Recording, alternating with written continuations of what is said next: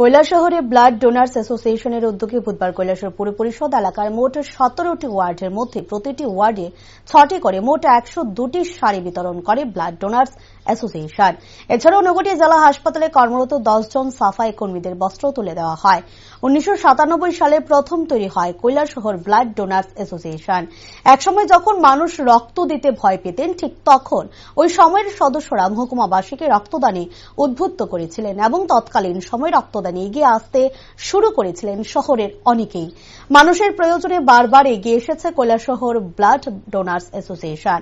তবে এবার শুধুমাত্র রক্তের প্রয়োজনে মানুষের পাশে না দাঁড়িয়ে বিভিন্ন সামাজিক কর্মকাণ্ডের সিদ্ধান্ত নেয় কৈলাসহর ব্লাড ডোনার্স অ্যাসোসিয়েশন। গোটা পুরো এলাকার বিভিন্ন ওয়ার্ড সহ 10 জন সাফাই কর্মী সহ মোট 112 জনকে বস্ত্রদান করেন ব্লাড ডোনার্স অ্যাসোসিয়েশন কর্তৃপক্ষ। এই বস্ত্রদান উৎসবের শুভ উদ্বোধন করেন পুর পরিষদের চেয়ারপারসন চপলা দেবরায়। উপস্থিত ছিলেন পুর পরিষদের ভাইস চেয়ারপারসন নীতিশ দে, মহকুমা শাসক প্রদীপ সরকার সহ আরো অন্যান্যরা।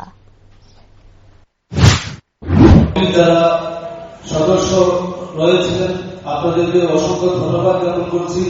যে সময়টাতে রক্তদান নিয়ে আমাদের সকলের মধ্যে একটা ভয়ভীতি কাজ করত, সেই সময়টাতে ওনারা একটা আন্দোলন হিসাবে গড়ে তুলেছিলেন।